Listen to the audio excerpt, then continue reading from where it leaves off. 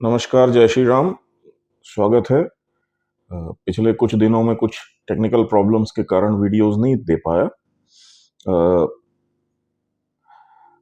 चुनाव तो हो गए, नतीजे भी आ गए और कोई ना कोई सीएम भी बन जाएगा सारे राज्यों में, जिसकी बहस आजकल मीडिया में जम के चल रही है कि कौन बनेगा सीएम। अब हम लोग उससे अलग हट जाते हैं क्योंकि अब वो पार्टी का विषय है कि किसको बनाना है और क्या करना है, उनकी रणनीति 2024 के चुनावों की क्या है, उस हिसाब से वो अपना फैसला करेंगे। ये बात स्पष्ट थी कि हाँ, जो तीनों राज्यों में मध्य प्रदेश, राजस्थान, छत्तीसगढ़ में जो पुराने चेहरे हैं मुख्यमंत्री के, जो चलते चले आ रहे हैं भाजपा में, भाजपा का मूड था उनको बदलने का और जनता की एक ऐसी सोच भी थी कि हाँ, अब बदलाव या परिवर्तन होना चाहिए। और जितना समय वो लगा रहे हैं नया सीएम डिक्लेयर करने में, तो ऐसा लग रहा है कि पार्टी उसी परिवर्तन की तैयारी कर रही है इसलिए, वरना अगर पुराने लोगों को रिपीट करना होता तो पहले ही दिन डिक्लेयर कर देते। तो इतना जो समय लग रहा है उससे ऐसा लग रहा है कि वो कुछ बदलाव करेंगे। अ, सांसदों को उतारा था चुनाव लड़ने के लिए, उसमें से 10 एक सांसदों का इस्तीफा ले लिया है लोकसभा से, 12 में से 2 लोग रुके हुए हैं। तो ये भी अपने आप में एक कहानी बता रहा है कि काफी बड़े बदलावों की तैयारी कर रही है भारतीय जनता पार्टी, लगता है इस बार। और जैसा कि नरेंद्र मोदी का एक प्रैक्टिस रही है कि वो नॉर्मली, उनका बिलीफ ऐसा है कि 30% के आसपास लोग हर चुनाव में बदल दिए जाने चाहिए परफॉर्मेंस के आधार पे। और 24 के चुनाव में मुझे ऐसा लगता है कि वो ये 30% सांसदों की टिकटें बदलने के मूड में हैं। और उसी की शुरुआत में एक ये सांसदों का ग्रुप जो है, इसको चेंज करके विधानसभा की तरफ डाइवर्ट किया गया है ताकि यहाँ पे नए सांसद कैंडिडेट लाए जा सकें।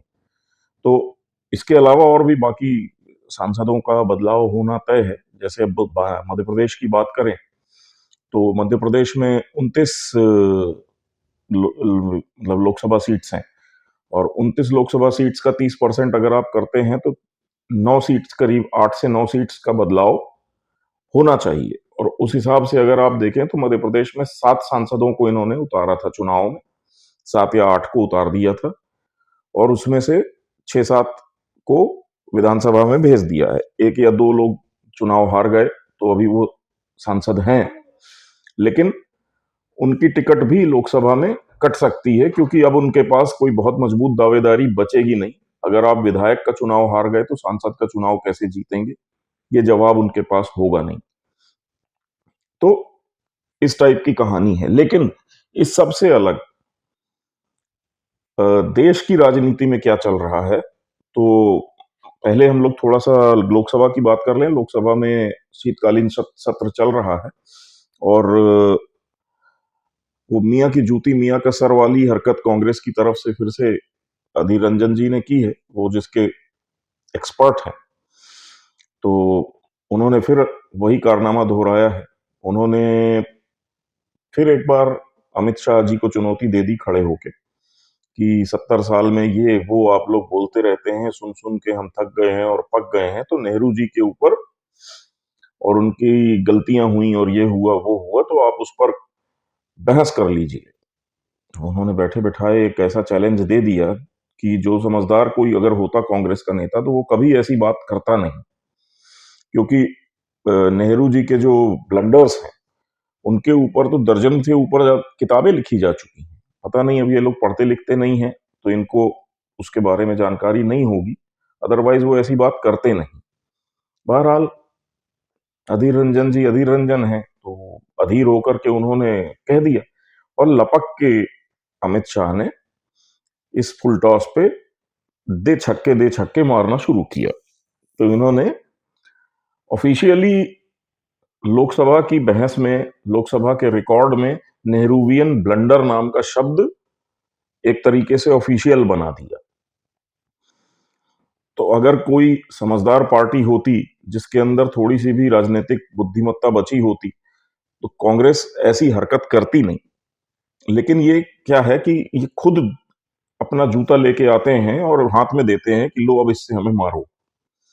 और हर सत्र में या तो ये हंगामा करके बाहर भाग जाते हैं, और अगर ये बहस-वहस करने के लिए खड़े होते हैं, तो हर बार ये कुछ न कुछ ऐसा कारनामा कर देते हैं। ये खुद सरकार को मौका दे देते हैं इनको रगड़ने का। और अमित शाह जैसे व्यक्ति के हाथ में अगर आप ऐसा मौका दे रहे हैं, तो वो छोड़ेंगे तो है नहीं। तो उन्होंने अच्छे से इनको रगड़ दिया। इसके अलावा सरकार ने वकीलों से संबंधित एक कानून पास किया, जिसके अंदर जो वकालत से जुड़ी हुई दलाली टाइप की हरकतें करते हैं, उनके खिलाफ कुछ प्रावधान किए गए हैं कि बहुत सारे लोग होते हैं जो कोर्ट्स के आसपास घूमते रहते हैं और लोगों को पकड़-पकड़ के वकीलों के पास ले जाते हैं और कमीशन लेते हैं और इस टाइप की बातें, सच्चे-झूठे केस बनवाते हैं, ये सब बहुत सारी चीज़ें। तो उस टाइप के प्रावधान करके उन्होंने सरकार ने कोशिश की है कि कानून व्यवस्था जो है, खास तौर से जो न्यायपालिका की व्यवस्था है, उसमें कुछ सफाई लाई जाए।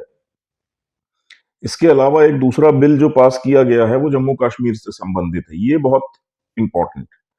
इसमें जम्मू-कश्मीर की जो विधानसभा है, उसकी सीटों का वो किया गया है, रीएलोकेशन किया गया है और अब शायद जम्मू रीजन को ज़्यादा सीटें मिल गई हैं, बनिस्बत कश्मीर वैली के। तो अब एक प्रॉपर गवर्नमेंट जो बनेगी, उसमें एक प्रॉपर रिप्रेजेंटेशन होगा, क्योंकि जम्मू एरिया के लिहाज से और पॉपुलेशन के लिहाज से बड़ा एरिया था, लेकिन उसकी सीटें कम थीं।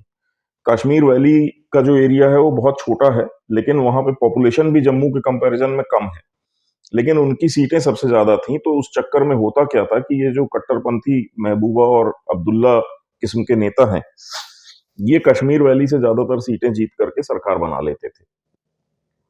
अब ऐसा होगा कि दूसरी पार्टियां जो हैं, जम्मू की जो हिंदू बहुल पार्टियां हैं, उनको भी बराबर की एक दावेदारी कश्मीर की सरकार में मिलेगी। इसके अलावा सरकार ने एक प्रावधान किया है कि जम्मू कश्मीर की असेंबली में पाकिस्तान ऑक्यूपाइड कश्मीर वगैरह से भी एक या दो प्रतिनिधियों को नामित करने की व्यवस्था की है, नॉमिनेट किया जा सकेगा और वो आकर के पाकिस्तान ऑक्यूपाइड कश्मीर के विषय पे भारत की असेंबली में बात कर सकेंगे। और इस कदम से अगर कोई अपॉइंट हो जाता है, कोई नियुक्त हो जाता है, और बहुत सारे पीओके के लोग विदेशों में रह रहे हैं, उनमें से कोई भी मिल जाएगा जो कि नॉमिनेट हो जाएगा, और अगर वो आकर के यहाँ की असेंबली में ये बातें उठाते हैं, तो उनकी बात को, उनकी आवाज को एक अंतर्राष्ट्रीय मंच मिलेगा और एक कानूनी आधार मिलेगा। ये पाकिस्तान के लिए एक बहुत खतरनाक कदम उठा लिया है सरकार ने। ऐसा लग रहा है कि जो अंतर्राष्ट्रीय परिदृश्य चल रहा है उसमें, और जो इस समय पाकिस्तान की हालात बने हुए हैं, उसमें अगर देखा जाए तो इससे सुनहरा मौका भारत की किसी भी सरकार को नहीं मिलेगा पीओके वाले मामले को सॉल्व करने का। और क्योंकि प्रधानमंत्री मोदी का ये जो कार्यकाल है, इसमें इन्होंने पुरानी जितनी भी भाजपा की पेंडिंग वादे थे, जैसे 370 हो या राम मंदिर हो, ये बहुत सारी चीजें इन्होंने खत्म कर दी। मतलब ये इश्यूज सॉल्व कर दी, ये खत्म हो गए। तो अब एक बचा हुआ जो पाकिस्तान ऑक्यूपाइड कश्मीर वाला मामला है, उस पे ऐसा लग रहा है कि अब इन्होंने मन बना लिया है कि क्यों ना लगे हाथों इसको भी निपटा दिया जाए। ऐसी स्थिति मिलेगी नहीं कि जहां पे इतनी शक्तिशाली केंद्र सरकार बैठी हो पूर्ण बहुमत के साथ, और इतना बिखरा कमजोर विपक्ष हो, और दूसरा जो पाकिस्तान है उसकी फौज की और उनकी हालात आज की डेट में ये है कि वो उठ के खड़े होकर के लड़ने क्या बोलने के लायक भी नहीं बचे हैं। तो इस स्थिति में भारत को अगर पीओके को सॉल्व करना है, गिलगिट बाल्टिस्तान को वापस लेना है, तो इससे अच्छा मौका भारत के लिए हो नहीं सकता। और मुझको ऐसा लग रहा है कि भारत अब उस दिशा में मूवमेंट शुरू कर चुका है। कल की जो जियोपॉलिटिकल डेवलपमेंट अगर आप देखें, तो उसमें व्लादिमीर पुतिन यूएई पहुंचे हैं, और ये भी खबरें आनी शुरू हुई कि अमेरिका ने यूक्रेन को ये कह दिया है कि भाई अब हम आपकी और मदद नहीं कर पाएंगे, तो अब आप किसी तरह से रूस के साथ समझौता करें। और यूक्रेन के अंदर ये बातचीत शुरू हो गई है कि कैसे रशिया के सामने अब सरेंडर करना है, क्योंकि अब यूक्रेन में भी कुछ बचा नहीं है। वो देश पूरी तरह से तबाह हो चुका है। तो अब उनके पास सरेंडर के अलावा कोई चारा बचा नहीं है। तो इस हालत में अगर यूक्रेन सरेंडर करता है तो रूस विजेता बन के इस लड़ाई से बाहर निकलेगा, और न सिर्फ विजेता बन के निकलेगा, वो कुछ ना कुछ तो अमेरिका को जवाब देगा इस युद्ध का जो उनके ऊपर थोपा था अमेरिका ने। और उस कड़ी में व्लादिमीर पुतिन का और रशिया का वापस इंटरनेशनल डिप्लोमेसी में कदम रखना अमेरिका के लिए एक बहुत अच्छी खबर नहीं है। और खास तौर से ऐसे मौके पे जब मिडिल ईस्ट में इजराइल हमास युद्ध चल रहा है, वैसे में जहां चीन और ईरान हमास को सपोर्ट कर रहे हैं, अगर कहीं रशिया अपना वजन हमास के पीछे या फिलिस्तीन के पीछे डाल देता है, इजराइल के खिलाफ डाल देता है, तो एक स्थिति खतरनाक सी बन जाएगी। यहां पे देखने वाली बात यह है कि जब यूक्रेन और रशिया का युद्ध चल रहा था तो उस समय अजरबैजान और आर्मेनिया का युद्ध भी हुआ, और 2 बार हुआ। और दूसरी बार में अजरबैजान ने नगोर्नो काराबाख का जो आर्मेनियन टेरिटरी, एक नोक सी निकली हुई थी अजरबैजान के अंदर, उसको कब्जे में ले लिया है अजरबैजान ने। आर्मेनिया के साथ रशिया का एक सिक्योरिटी ट्रीटी थी, जिसके तहत हमें आर्मेनिया पे अगर हमला हो तो रूस को मदद के लिए आना था, लेकिन क्योंकि रूस खुद यूक्रेन के साथ एक युद्ध में था, तो रूस उसमें आर्मेनिया की मदद कर नहीं पाया और आर्मेनिया को हारना पड़ा। दूसरी समस्या ये है कि आर्मेनिया के अंदर भी यूक्रेन की ही तरह एक अमेरिकन पपेट प्राइम मिनिस्टर है, तो उसने लड़ाई लड़ने की कोशिश भी नहीं की और पूरी टेरिटरी सरेंडर कर दी। लेकिन ये रशिया के लिए एक इंसल्ट थी कि उसकी उसके क्षेत्राधिकार में एक ऐसा देश, छोटा देश, जिसके साथ उसने सुरक्षा संधि की हुई है, और रूस उसको सुरक्षा नहीं दे पाया, और रूस की खिल्ली उड़ाते हुए अजरबैजान ने आर्मेनिया की टेरिटरी पे कब्जा किया। यहाँ पे एक खेल ये है कि अजरबैजान को हथियारों की मदद इजराइल से हो रही थी। तो अब आप समझ रहे होंगे कि अगर व्लादिमीर पुतिन मिडिल ईस्ट पहुंच रहे हैं, यूएई के साथ बातचीत कर रहे हैं, तो कहानी इजराइल के खिलाफ भी जा सकती है, क्योंकि इजराइल के समर्थन में अमेरिका खड़ा हुआ है। और रशिया की पूरी कोशिश ये रहेगी कि किसी तरीके से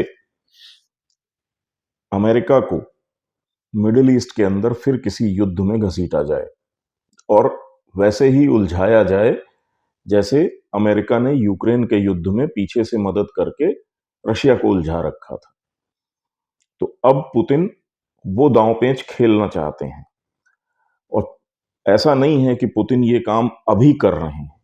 इससे पहले आपने देखा होगा कि अ, रशिया के खिलाफ जब यूक्रेन की लड़ाई शुरू हुई तो यूरोप के लोगों ने, यूरोप की कंट्रीज ने रशिया के खिलाफ बहुत सारी बातें की, सैंक्शंस लगाया, उनका तेल नहीं खरीदना, ये नहीं करना, वो नहीं करना। भारत के ऊपर बहुत दबाव डाल रहे थे यूरोपियन देश कि आप भी तेल लेना बंद करो। बहुत नाटक हुआ। कुछ महीने पहले आप देखेंगे तो अ, यूक्रेन लड़ाई जैसे जैसे थोड़ा थोड़ा ठंडी होनी शुरू हुई, अभी कुछ महीने पहले की बात है, अफ्रीका में चाड, नाइजर, बुर्किना फासो, इस टाइप की जो कंट्रीज हैं बहुत सारी, ये इजिप्ट से लगा हुआ एरिया, इस टेरिटरी में मैक्सिमम कंट्रीज जो हैं, किसी जमाने में फ्रांस की कॉलोनीज हुआ करती थी।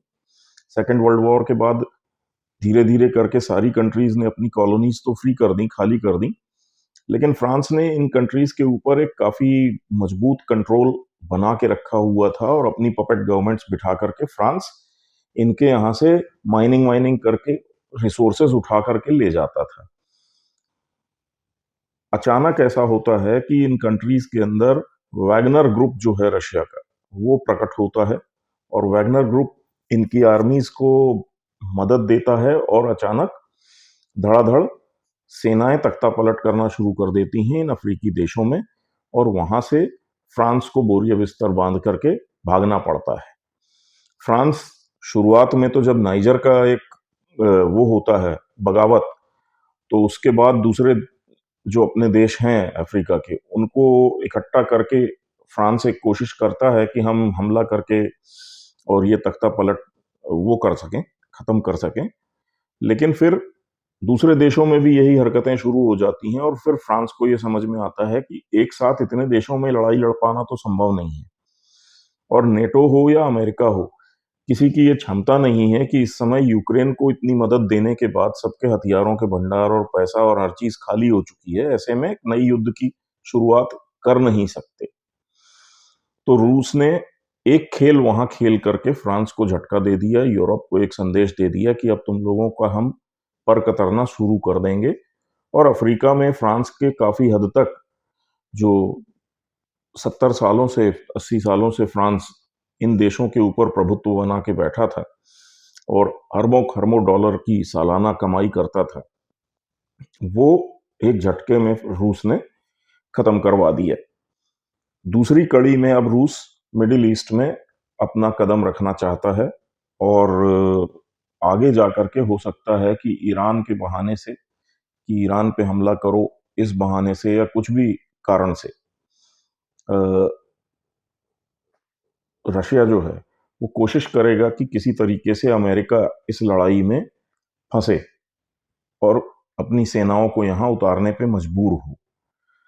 तो ये एक स्थिति बन रही है। अब अगर ऐसी चीज हो जाती है कि जहां पे अब पहले रूस उलझा रहा एक लड़ाई में, अब अमेरिका अगर उलझ जाता है किसी लड़ाई में, और अमेरिका को मिडिल ईस्ट में उलझाने के लिए चीन भी बेताब है, क्योंकि चीन भी ये चाहता है कि अमेरिका वहां किसी लड़ाई में फंस जाए ताकि वो यहाँ साउथ चाइना सी में चाइना के ऊपर दबाव न बना पाए।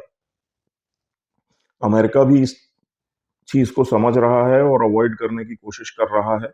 लगातार मर्चेंट शिप्स पे रेड सी के अंदर हूती विद्रोही जो ईरान समर्थित हैं वो हमले कर रहे हैं, रॉकेट अटैक्स कर रहे हैं, शिप्स के ऊपर आग लग रही, धमाके हो रहे हैं, सब हो रहा है। कभी इंग्लैंड की ओनरशिप के ये मर्चेंट वेसल्स होते हैं, कभी दूसरे कंट्रीज के होते हैं, और अमेरिकन नेवी वहां पे मौजूद है, उसके बावजूद ये हमले लगातार किए जा रहे हैं। ये असल में अमेरिका को उकसाया जा रहा है कि तुम यहाँ पे किसी न किसी तरीके से यमन के ऊपर, ईरान के ऊपर कोई हमला शुरू करो। तो अमेरिका को यहाँ पे एक उलझाया जाने की कोशिश शुरू है। अमेरिका दूसरी तरफ फिलीपींस के साथ, चीन के साथ एक पंगे ले रहा है वहां पे, जहां पे फिलीपींस की जो कोस्ट गार्ड और नेवी है वो चाइनीज नेवी को बार बार उकसा रही है कि वो लोग कोई हमला कर दें या कुछ कर दें, क्योंकि फिलीपींस का भी अमेरिका के साथ एक सुरक्षा संधि है। तो अगर फिलीपींस पे हमला होता है तो अमेरिका उस युद्ध में कूद पड़ेगा। तो अमेरिका दूसरी तरफ कोशिश कर रहा है कि किसी तरीके से चीन हमारे ये फिलीपींस के ऊपर कुछ खुराफात कर दे और हम लोग फिर चीन के साथ एक लड़ाई शुरू कर लें, उसका उनको बहाना मिल जाए। तो ऐसी एक खतरनाक जो जियोपॉलिटिकल सिचुएशन बनी हुई है कि जहां पे चाइना, रशिया, अमेरिका, तीनों महाशक्तियां अलग अलग कारणों से एक दूसरे के खिलाफ डायरेक्ट, इनडायरेक्ट, प्रॉक्सी किसी न किसी तरीके का एक युद्ध शुरू करने की फिराक में घूम रहे हैं। उस स्थिति में भारत के लिए जियोपॉलिटिकली भी एक गोल्डन अपॉर्चुनिटी है पीओके जैसी चीज पे नजर गड़ाए रखना, क्योंकि जैसे ही ये तीनों महाशक्तियां किसी संघर्ष में उलझेंगी, और जल्दी ही वो हो सकती है स्थिति, क्योंकि लगातार हालात वैसे हो रहे हैं। अगर आप देखें तो उधर इसराइल ने पहले उत्तरी गजा को तोड़ ताड़ के खत्म कर दिया, उत्तर गजा से लोग भाग के दक्षिण गजा में गए, अब दक्षिण गजा में भी बमबारी शुरू कर दी है। अरब देशों को अब ये दिखाई दे रहा है कि अब ये दक्षिण गजा से ये फिलिस्तीनी जो 15-20 लाख फिलिस्तीनी हैं, ये कहाँ जाएंगे। ये एक छोटे से इलाके में इनको घेर के रख दिया है इसराइल ने, और उस इलाके में भी अब बमबारी शुरू कर रखी है। खान यूनुस और इस टाइप के जो शहर हैं उनके ऊपर भारी बमबारी शुरू कर रखी है। तो अब 15-17 लाख लोग कहाँ जाएंगे, वो एक स्थिति है। तो वो मिडिल ईस्ट के अंदर एक स्थिति विस्फोटक बनी हुई है। और ऐसे में रूस का वहां पे पहुंचना मिडल ईस्ट में और उनका जो भव्य स्वागत यूएई ने किया है, तो यूएई ने और दुबई मतलब अरब कंट्रीज ने अमेरिका को भी ये संदेश दिया है कि आपको हमारी जो ये फिलिस्तीन को लेकर के जो हमारी कंसर्न्स हैं, इसकी आपने परवाह नहीं की है, तो इसलिए अब देखिए हम रशिया को पूरा सम्मान के साथ इस क्षेत्र में बुला रहे हैं। तो ये एक स्थिति वहां पे डेवलप हो रही है। ऐसे में भारत के लिए पूरी संभावनाएं बन रही हैं कि कुछ भी ऊंच नीच होती है तो भारत एक झटके में पीओके को हासिल कर सकता है। और मुझे ऐसा लगता है कि चुनाव के पहले मोदी जी अगर ये स्थिति बनी रही तो भरपूर प्रयास करेंगे कि पीओके पूरा नहीं तो कुछ हिस्सा तो वापस भारत के कब्जे में आ जाए। और इस समय वो उसी प्रयास में लगे हैं और इसलिए जो अभी अचानक ये जम्मू कश्मीर का से संबंधित कानून पास किया गया है लोकसभा से, ये उसी दिशा में एक कदम है कि जहां पे विधानसभा में पीओके के लोगों को एक प्रतिनिधित्व देने की शुरुआत की गई है और पूरा क्षेत्र वापस आ जाएगा भारत में। तो परिसीमन के आधार पे फिर वो सीटें और बढ़ा दी जाएंगी वहां की विधानसभा में। तो ये एक नया डेवलपमेंट है। मैंने सोचा आप लोगों से इसके बारे में चर्चा कर लूं, क्योंकि ये चुनाव तो हो चुके हैं और सरकार तो बनती रहेगी, अब कोई दिक्कत नहीं है। वापस हम लोग अब अपने बड़े विषय की तरफ आ जाएं। तो इसलिए मैंने आज आपको थोड़ा सा शॉर्ट में बता दिया कि जियोपॉलिटिकल डेवलपमेंट्स दुनिया में क्या हो रहे हैं और भारत जो है वो किस दिशा में मूव कर रहा है। कल से हम लोग वापस अपने जियोपॉलिटिकल डिस्कशंस को कंटिन्यू करते रहेंगे। तो आज के लिए आज्ञा दें। धन्यवाद। जय श्री राम। नमस्कार।